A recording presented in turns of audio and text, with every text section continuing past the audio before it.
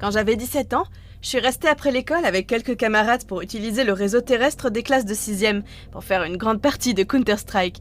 C'était avant que j'ai une connexion internet ou un ordinateur assez convenable pour jouer à des jeux en ligne à la maison. Alors, vous pouvez imaginer que j'ai eu un plaisir fou. Je veux dire que nous l'avons tous eu, et nous sommes restés si tard que les concierges ont dû commencer à éteindre physiquement tous les ordinateurs et tous les réseaux pour nous faire partir. Comme c'était en novembre, il faisait déjà nuit quand nous sommes rentrés chez nous. Et la seule lumière que j'avais pour me guider était la lumière des lampadaires orange au bord de la route. Mais tout à coup, alors que je marchais dans la vieille rue à 800 mètres de là où j'habitais, toutes les lumières de la rue se sont éteintes en même temps. C'était si alarmant que je me suis littéralement arrêtée dans mon élan. Et je me suis retrouvée à regarder autour de moi pour remarquer que toutes les lumières des maisons voisines étaient éteintes aussi. Le réseau électrique de la ville dans laquelle je vis est assez fiable, et c'était la première fois qu'une telle chose arrivait. Donc, naturellement, j'étais un peu effrayée. J'essaie d'appeler un de mes amis pour voir si l'électricité est également coupée dans son quartier, mais mon téléphone ne fonctionnait plus. Votre appel n'a pas abouti. Veuillez raccrocher et réessayer. Donc, les téléphones étaient éteints, les lumières étaient éteintes, mes parents n'étaient pas encore à la maison. Et il y a une voix dans ma tête qui m'a dit « La 3e guerre mondiale est sur le point de commencer ». J'étais bien trop anxieux pour rester assis à la maison dans le noir, au sens propre comme au figuré. Alors je suis sortie dans les rues et j'ai commencé à marcher vers l'endroit où vivait mon ami, celui-là même que j'avais essayé d'appeler. D'autres personnes sont sorties des maisons et les voisins parlaient entre eux, se demandant ce qu'il se passait. C'était vraiment effrayant de voir à quel point il faisait sombre dehors. C'était une chose que très peu d'entre nous, à l'ouest, avaient eu l'occasion de voir. Un paysage urbain complètement plongé dans l'obscurité. Il y avait une tension dans l'air. On pouvait la sentir. Et sans téléphone en état de marche pour contacter quelqu'un ou savoir ce qu'il se passait, cette tension est devenue de plus en plus forte. Il n'y avait pas de courant nulle part. J'ai marché pendant 30 minutes jusqu'à la maison de mon ami, avec pour seule lueur des torches et des bougies. On voyait mieux autour des routes principales, grâce aux phares des voitures, mais c'était le chaos sans feu de circulation, et des carrefours entiers étaient bloqués par des voitures qui essayaient de se contourner. Je me suis rendue chez mon ami, évidemment, et il n'y avait pas d'électricité non plus chez lui. Seulement, à un moment où il était beaucoup plus sûr de le faire, nous ne sommes pas restés à l'intérieur. Et j'ai toujours pensé que c'était bizarre, comme nous avons gravité vers la seule vraie source de lumière. À peu près tout le monde l'a fait aussi. Et au cours de la marche, de haut en bas des routes principales encombrées de voitures, nous avons juste en quelque sorte heurté le reste de notre petit groupe d'amis. Et c'est ce qui a commencé comme une expérience assez troublante, s'est transformé en quelque chose de suprêmement excitant. Nous n'avions aucune idée de la date à laquelle l'électricité allait revenir, ni de la raison pour laquelle elle avait été coupée. Et après quelques heures d'obscurité presque totale, même les adultes autour de nous ont commencé à se demander ouvertement si elle allait revenir de sitôt. Les choses ont commencé à prendre une tournure apocalyptique, mais nous étions des adolescents, et nous étions ensemble. Nous avions cet air juvénile d'invincibilité qui nous faisait penser que nous pouvions tout affronter. C'était en fait assez euphorique, mais ce sentiment ne devait pas durer. Vous voyez, nous n'étions pas les seuls à détecter un soupçon de tension dans l'air, et là où d'autres voyaient un chaos potentiel ou un danger, d'autres voyaient une opportunité. Le premier indice est apparu lorsque nous avons vu 3 gars sortir en trombe d'une boutique du coin, rapidement suivis par le propriétaire qui les suivait en leur aboyant qu'il avait appelé la police. De toute évidence, ils avaient profité de l'obscurité pour le voler, et c'est la première fois que nous avons compris à quel point nous étions tous vulnérables à ce moment-là. L'absence d'électricité signifiait l'absence de lumière, mais aussi l'absence de signal d'alarme, de caméras de surveillance, et l'impossibilité pour la police de répondre aux appels en raison de la circulation intense. Nous avons commencé à voir des choses comme des propriétaires de magasins, avec des battes de baseball et des barres de fer dans leurs mains, tirant des volets sur leurs fenêtres, ou des conducteurs qui devaient être physiquement séparés les uns des autres pour les empêcher de se battre. C'était une mauvaise scène, et c'était stupide de notre part de rester dans le coin, au cas où quelque chose de particulièrement chaud se produirait.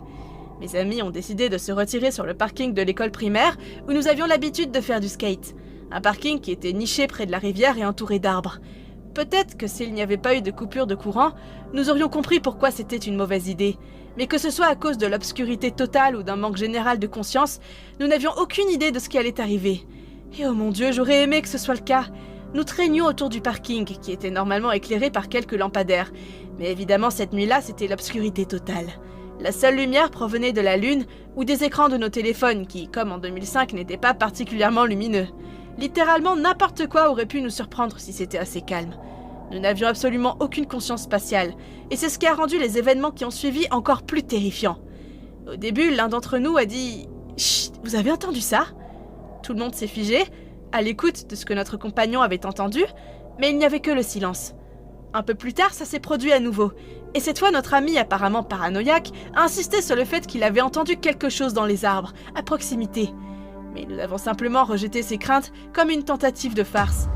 Alors, lorsque l'un d'entre nous a été attrapé par quelque chose qui cherchait à l'étrangler, nous avons tous pensé qu'il s'agissait d'un autre de nos numéros qui faisait des bêtises, mais je n'oublierai jamais la peur qui régnait dans l'air lorsque nous avons soudainement réalisé que nous n'étions plus seuls, que la personne qui nous avait attrapés était un parfait inconnu qui avait surgi de nulle part. L'un d'entre nous a essayé d'arracher l'étranger à notre ami, mais il semblait être projeté au sol par une force invisible. C'était hideusement confus d'où venaient ces gens, et pourquoi ils faisaient ça. C'était un mystère complet. Mais je savais une chose, c'était certain, nous étions attaqués. Je ne suis même pas tout à fait sûre de ce qui s'est passé après ça. Je suis presque certain que nous étions moins nombreux, parce que je me souviens qu'au moins 2 personnes m'ont donné des coups de pied, après que j'ai été assommé par un coup de poing au visage. Cela a semblé durer une éternité, et ça ne s'est arrêté que lorsque j'ai entendu 2 voix. Près de moi, quelqu'un disait quelque chose comme « Oh, je pense qu'il est mort. » Quoi ? Il bouge pas, je pense qu'il est mort. Oh mon Dieu, sortons d'ici, mec! Puis les coups de pied s'arrêtent, j'entendais pas et soudain tout est calme. J'aurais dû me sentir soulagée que l'attaque ait cessé. Mais les mots de ce type n'ont fait que résonner dans mon crâne. Il est mort. Je lève les yeux après avoir rentré ma tête dans ma poitrine et m'être protégée de mes bras, et je vois quelques formes sombres ramper ou boiter vers une autre forme sombre, qui était étendue sans bouger sur le béton. C'était l'un des pires moments de ma vie. Penser que je regardais le corps mort de l'un de mes amis les plus proches. Mais heureusement, il n'était pas mort. Ce n'était pas vraiment bien, mais il n'était pas mort. Il avait dû prendre un coup assez lourd parce qu'il était complètement assommé. Comme un de ces mauvais coups aussi quand la personne est groggy quand elle se réveille. C'était encore vraiment inquiétant, mais bon sang. Le pur soulagement que j'ai ressenti quand il a bougé et gémi pour la première fois. Aucun d'entre nous n'avait été trop gravement blessé. Juste quelques yeux au beurre noir et quelques lèvres cassées. Et malgré le fait que nous étions inquiets que le gars qui a été assommé ait pu avoir une commotion cérébrale, il ne s'est pas plaint d'avoir des nausées ou de vertiges les jours suivants. Finalement, nous sommes tous rentrés chez nous en boitant et en espérant que le courant resterait coupé, pour ne pas avoir à aller à l'école le lendemain, avec des œils au beurre noir et des croûtes aux lèvres. Mais le courant est revenu, et nous n'avons même pas eu de jour de congé. J'ai vu de mes propres yeux que les fils fragiles qui maintiennent la société ensemble n'ont pas besoin de beaucoup de pression avant de se tendre, jusqu'au point de rupture. Et il suffit d'une petite coupure de courant pour que nous ressentions tous cette pression. Mais certains d'entre nous ressentent quelque chose d'autre aussi. Et pour certains, l'obscurité fait ressortir un désir prédateur primitif, de chasser et de victimiser les mêmes personnes que nous appelons voisins. Et c'est ce genre de personnes, les monstres en costume de viande humaine, dont nous avons été victimes cette nuit-là.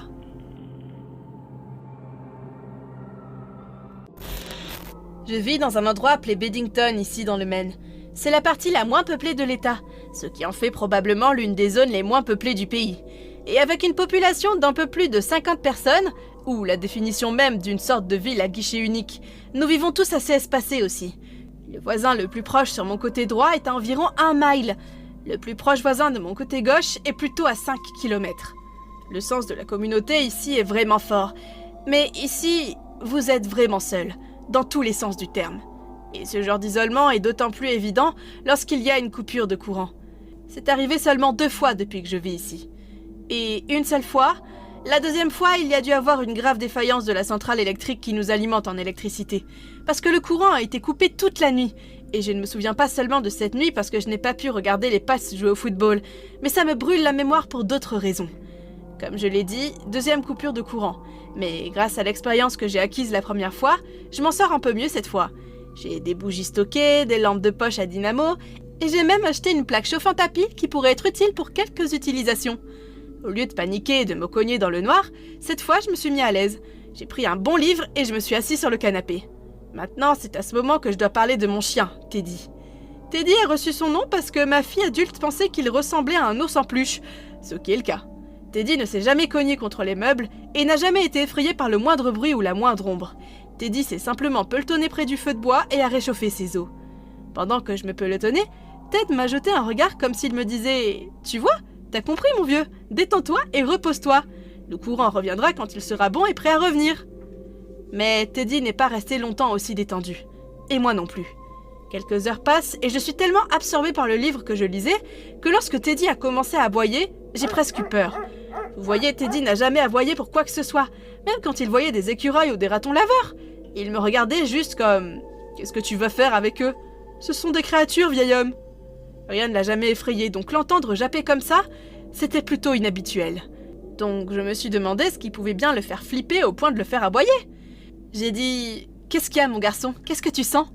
Mais Ted s'est levé et s'est dirigé vers la porte du couloir, et il a commencé à grogner tout bas entre deux aboiements.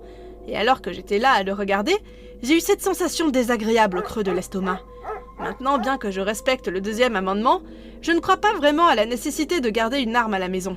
Je déteste ces choses. Et je l'ai toujours fait.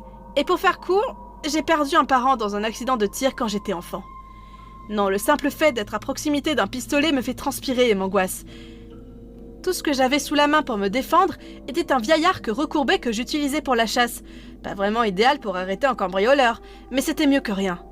Je devais avoir l'air d'un vieux guerrier comanche usé, rampant dans mon salon avec un arc et des flèches, avec seulement la lumière du feu pour voir ce qu'il se passe. Mais je ne me sentais pas comme tel. Je venais d'avoir 55 ans. J'étais un adulte, mais quelque chose dans cette obscurité et cet isolement me donnait l'impression d'être un enfant effrayé. Dans le meilleur des cas, Teddy avait senti l'odeur d'un ours ou d'un lynx sauvage qui se trouvait encore au loin. Et dans le pire des cas, ça pouvait être quelque chose de bien pire. Quand je jette un coup d'œil à l'extérieur de la maison par la fenêtre de mon bureau, Teddy suit en sautant sur le rebord de la fenêtre et en aboyant quelques fois après avoir reniflé l'air. Quoi qu'il ait senti, je ne le voyais certainement pas. Donc après être apparu dans l'obscurité pendant 1 minute ou 2, j'ai ramené Ted dans la salle de télévision où il a cessé d'aboyer. Tout était calme à nouveau.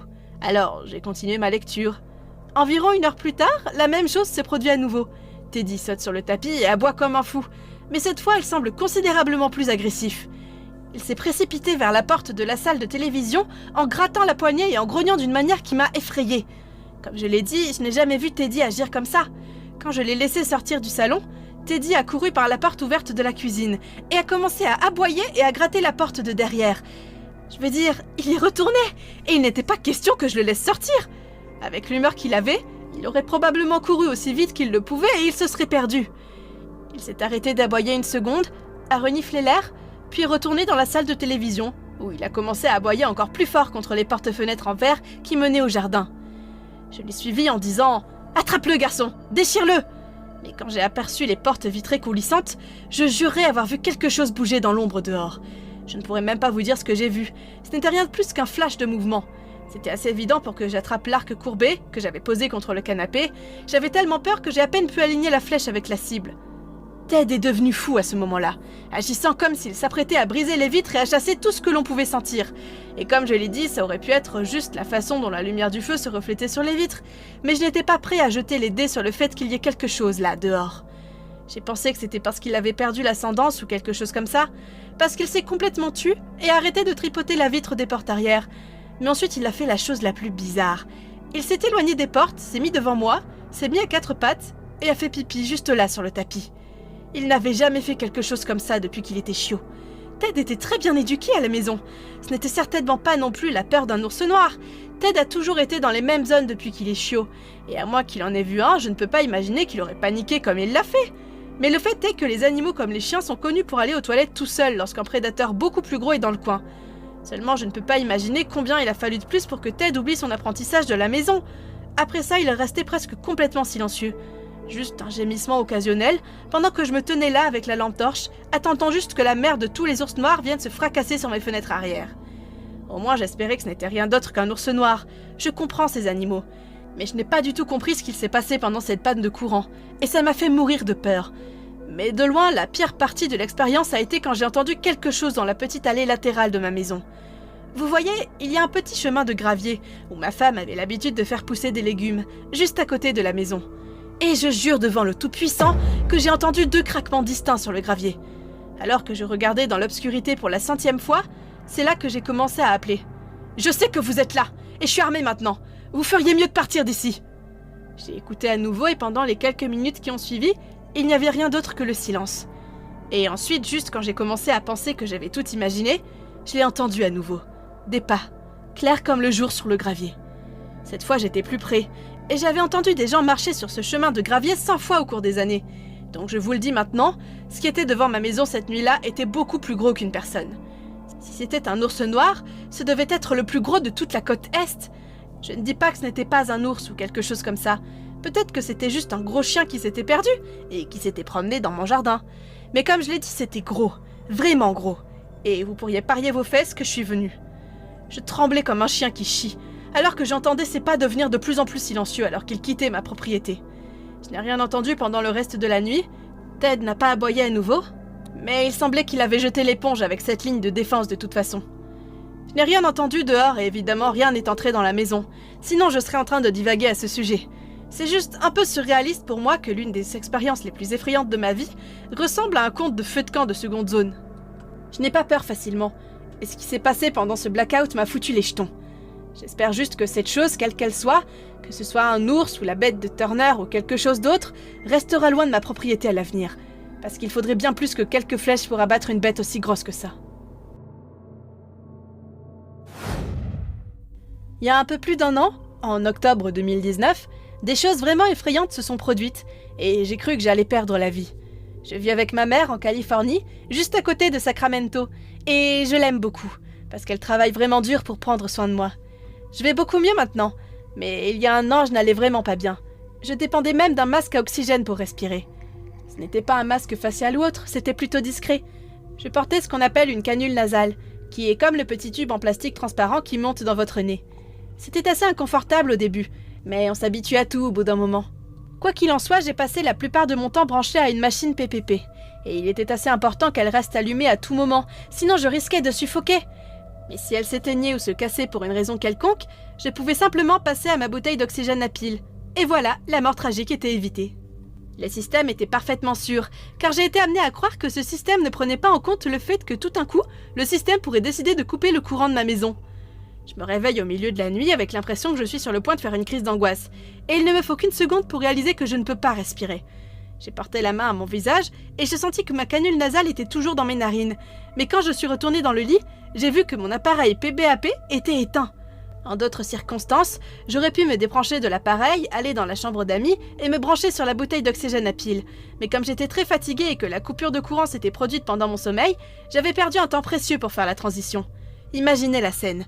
J'ai l'impression d'être sur le point de m'évanouir, je ne vois rien parce qu'il fait sombre, et je dois traverser tout le couloir pour aller dans la chambre d'amis, alors que j'ai l'impression de ne pas pouvoir faire 3 pas devant moi.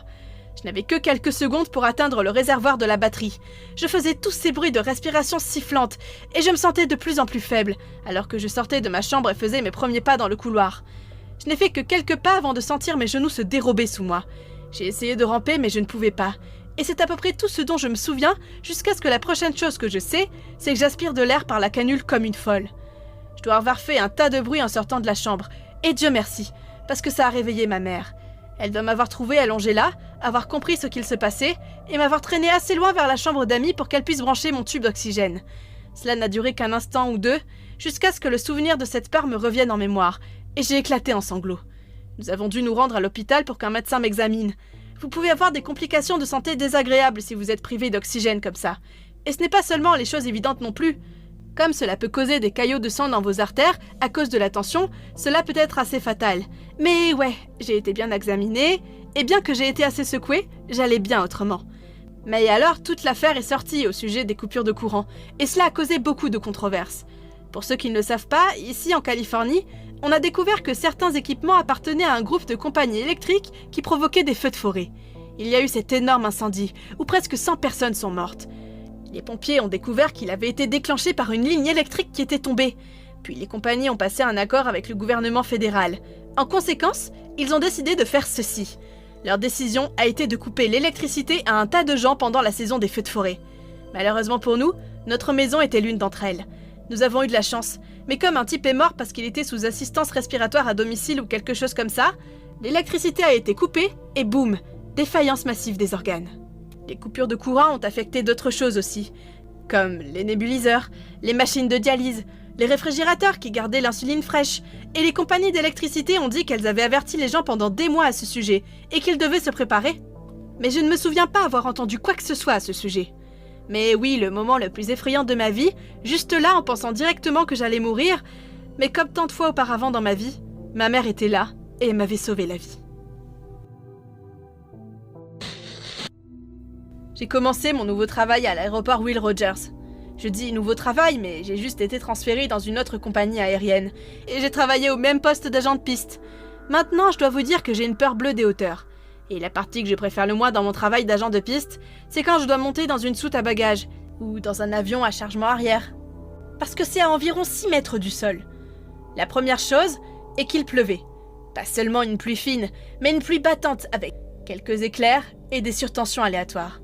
De temps en temps, des cadavres sont transportés dans les soutes. C'était l'une de ces occasions. Et ce soir, c'était ma nuit de chance apparemment.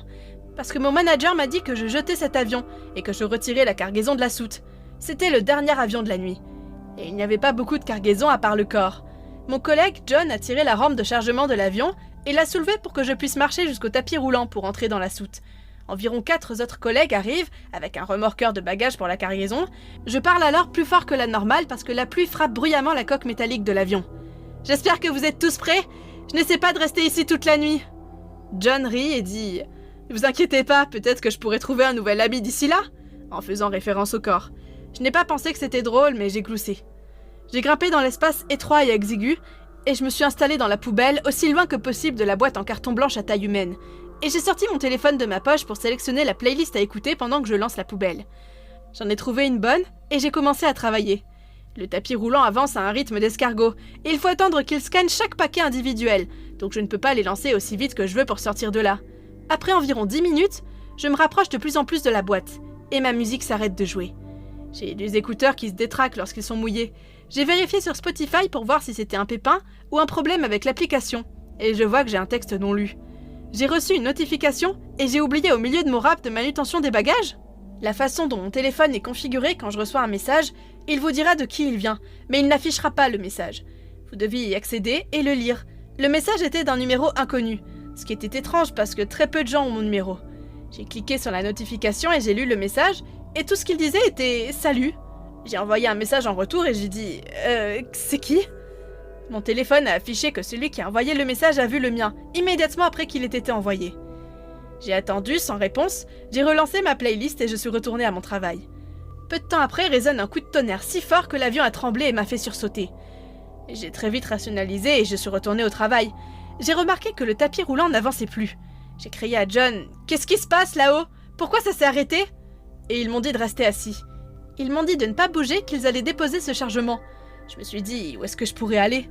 Environ 1 minute plus tard, il faisait froid. Je pouvais voir mon souffle. J'ai pensé que c'était juste un front froid et j'ai cherché des bagages d'un étranger pour m'appuyer dessus pendant que j'attendais. Alors que je cherchais un sac à prendre, un éclair a traversé le ciel et j'ai vu le flash d'un petit garçon, 11 ou 12 ans, assis sur une boîte blanche, me regardant avec ce sourire étrangement heureux et sa tête légèrement tournée sur le côté.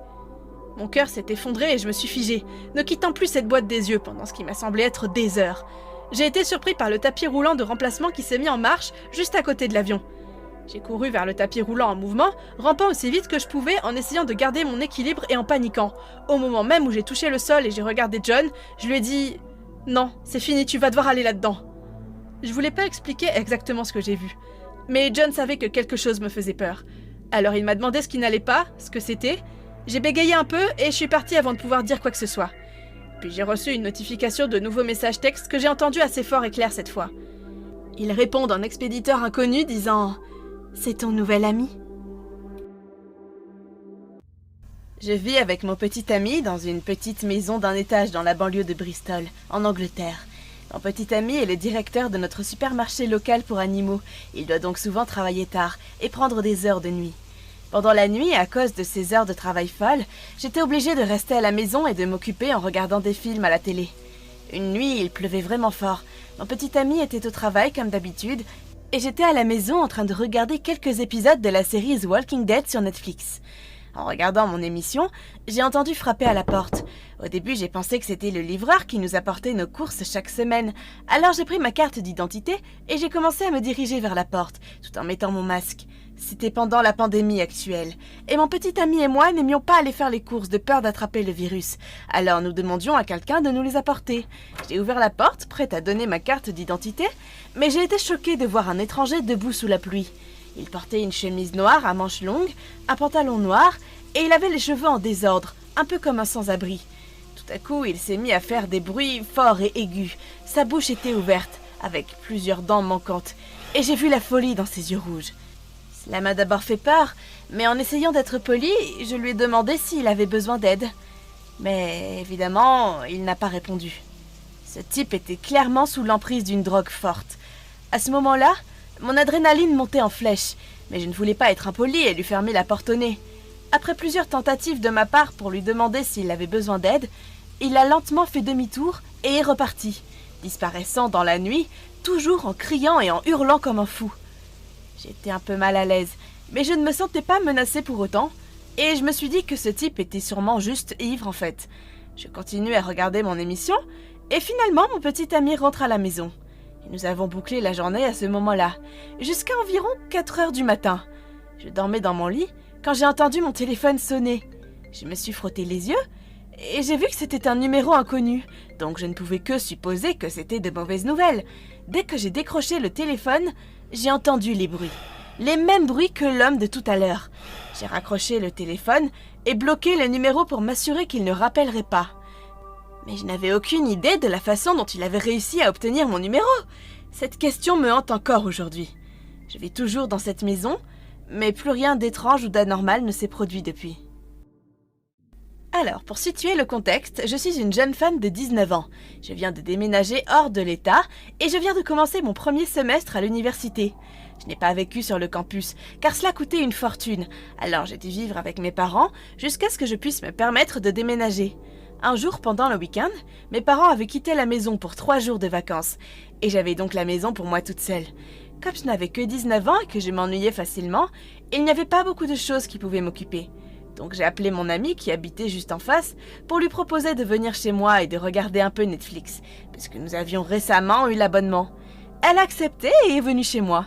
Nous nous sommes assises sur le canapé pour regarder un film. Au bout d'1 heure environ, mon ami a pris la télécommande et a mis le film en pause en disant « Lise, t'entends ça ?» C'était très faible, mais je pouvais juste distinguer une sorte de léger bruit métallique venant de mon jardin. Je vis près d'une zone boisée, donc il y a tout un tas de cratères indésirables qui regardent autour de mon jardin. Cependant, le bruit avait l'air d'être un modèle. C'était le même bruit de détonation et de raclage répété encore et encore. Et j'ai eu mal au cœur. Étant une personne très paranoïaque qui regarde trop de films d'horreur, j'ai attrapé la batte de baseball de mon frère dans sa chambre. Quand j'ai ouvert la porte arrière, il faisait pratiquement nuit noire dehors, donc je ne pouvais pas voir ce qui faisait du bruit. Au début, j'ai pensé qu'il pouvait s'agir d'un rat, ou même d'un écureuil. Mais lorsque j'ai allumé la lumière extérieure, toutes mes pensées sur ce que cela pouvait être se sont rapidement évanouies. La lumière extérieure a révélé un homme, frappant mon climatiseur avec l'un des outils de jardinage de mon père. Il était très mince, peut-être 1m75, et il avait l'air de n'avoir vu personne depuis des années. J'ai perdu la tête et j'ai couru à l'intérieur, en disant à mon ami que nous devions sortir par l'avant, et c'est exactement ce que nous avons fait. Nous avons couru hors de la maison si vite et sommes montés dans ma voiture. Pendant que mon ami était au téléphone avec la police, je pleurais à chaudes larmes, jusqu'à ce qu'on s'arrête à une station-service voisine pour que je puisse me calmer. Pour autant que je sache, la personne qui était dans mon jardin cette nuit-là est partie. La police a fouillé la zone, mais il n'y avait aucun signe de la personne qui correspondait à ma description. Mais plus tard, la police m'a annoncé des nouvelles très inquiétantes. Ils ont dit qu'en regardant autour de ma maison, ils ont vu que la porte de mon garage était grande ouverte et défoncée. Mon petit ami est sorti pour un verre à Londres il y a quelques semaines, et j'avais hâte de passer la nuit ici. Ma nuit était toute planifiée. Netflix, à emporter, ouvrir du vin et partager le canapé avec notre chien. Nous avons un husky appelé Lulu, qui pense qu'elle est un humain. Bref, Lulu et moi avons passé une bonne soirée, et puis nous nous sommes couchés. Lulu dort habituellement dans notre lit, mais juste à côté de nos pieds. Mais là, je me suis réveillée avec Lulu qui me léchait le visage. Il aboyait et me criait dessus. C'était quelque chose qu'elle n'avait jamais fait auparavant. J'ai pensé immédiatement qu'elle avait besoin d'aller aux toilettes. Alors je me suis levée du lit, et c'est là que j'ai entendu des coups très forts en bas. À quel point Luc était-il ivre, je me suis dit. Nous arrivons en haut des escaliers, et Lulu me pousse en arrière et se tient sur l'escalier en grognant. J'ai essayé de passer devant elle, mais elle n'arrêtait pas de me regarder et ne me laissait pas passer. Les coups continuaient. « Qu'est-ce que tu fais? Viens te coucher tout de suite !» Je crie dans l'escalier en espérant que mon petit ami finisse ce qu'il est en train de faire, se mette au lit, et puis je lui parlerai sûrement de tout ça demain. Alors les coups s'arrêtent, et Lulu fait quelques pas vers l'escalier, mais elle grogne toujours. J'ai une idée lumineuse. Je vais chercher mon téléphone qui est en train de charger près du lit et j'appelle Luc, mon petit ami.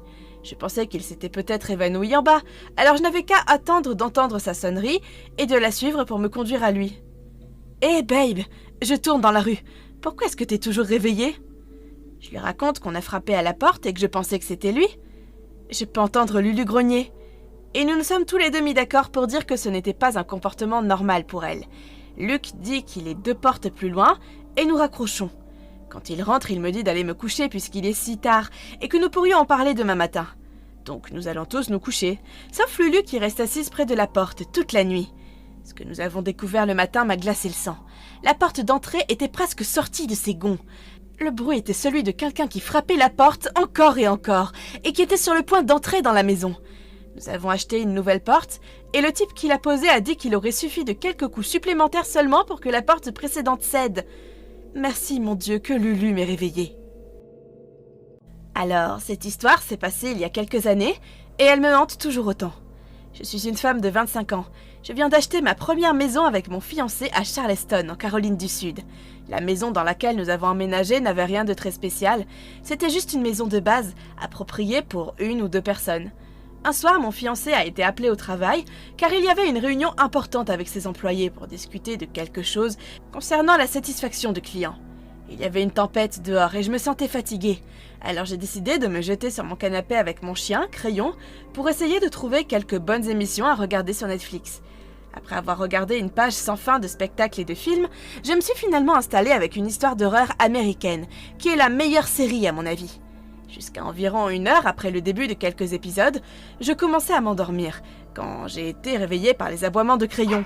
C'est un berger allemand, et une bonne fille, mais sa grande bouche posait problème. Crayon regardait la porte en verre coulissante qui menait dans la cour. Maintenant, nous vivons juste à côté d'une réserve forestière, alors j'ai pensé qu'elle aboyait seulement pour un écureuil ou quelconque autre animal. Cependant, ses aboiements sont passés de simples agaçants à défensifs. Elle a alors couru jusqu'à la porte vitrée en sautant dessus, tout en la grattant constamment, essayant en fait de la briser, tout en continuant à aboyer à tue-tête. J'ai commencé à devenir curieuse et j'ai arrêté mon film pour aller voir ce qu'il se passait. J'ai pris quelques respirations profondes pour me calmer et j'ai allumé l'interrupteur de la lumière extérieure. Ce que j'ai vu me hantera à jamais jusqu'à ce jour. Il y avait quelqu'un debout dans un imperméable noir. Il me regardait portant un masque de vendetta. Il faisait nuit noire, donc je ne pouvais pas distinguer ses traits. Peut-être 1,80 m, une carrure énorme. J'ai fermé les rideaux et je suis allée directement à mon téléphone portable pour composer le 911. J'ai appelé Crayon et je me suis cachée dans ma chambre avec lui, jusqu'à ce que la police arrive. Soudain, j'ai entendu un grand bruit venant du salon. Et à ce moment-là, j'ai su qu'il était entré par effraction. Pendant tout ce temps, je sanglotais, priant Dieu pour que je ne meure pas. Quand j'ai entendu des sirènes au loin, à ce moment-là, j'ai eu l'impression qu'on m'avait enlevé un poids de 1000 livres. J'ai alors entendu un martèlement rapide à ma porte, ainsi que 2 ou 3 personnes qui criaient « Police !» J'ai ouvert la porte avec plaisir, et j'ai fait de mon mieux pour tout expliquer. Mais comme dans la plupart des situations similaires, l'homme était parti depuis longtemps. Il s'en est tiré à bon compte. La semaine suivante, mon fiancé et moi avons dû remplacer la porte en verre coulissante, et nous avons maintenant installé un système de sécurité par caméra. Je me demande toujours ce qui serait arrivé si Crayon n'avait pas été là pour m'alerter.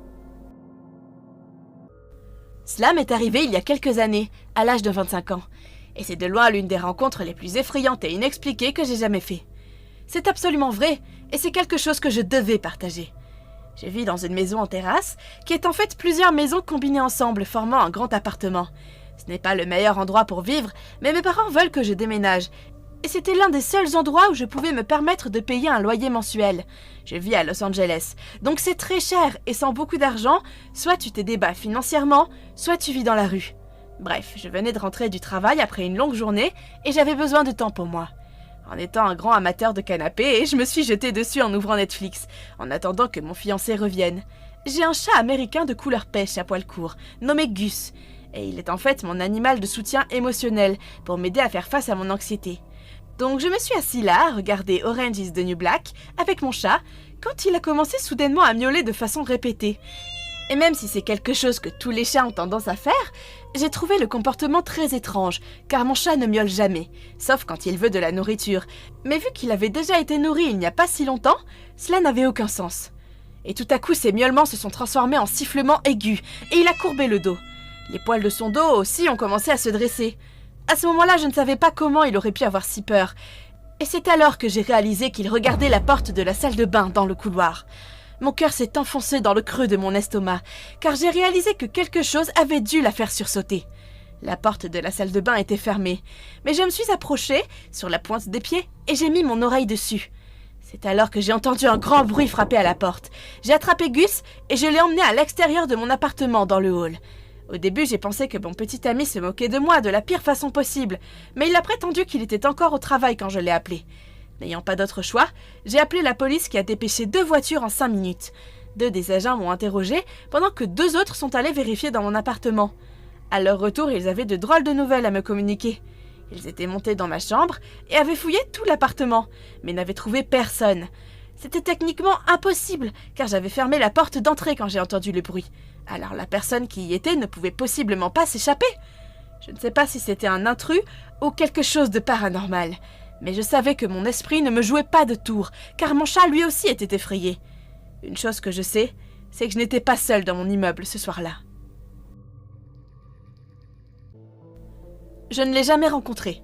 Je ne connaissais ni son nom ni son visage, j'étais parfaitement inconsciente de son existence. Je ne saurais jamais pourquoi ni quand cela a commencé, et j'en suis heureuse. Je crois que j'ai emménagé dans mon tout petit appartement en février de l'année dernière. Ma propriétaire, Olivia, était une femme âgée et gentille, qui cuisinait beaucoup trop de nourriture et m'accordait les restes. Je suis asociale, mais cela ne la dérangeait pas de louer à une jeune fille recluse qui lui rappelait sa fille.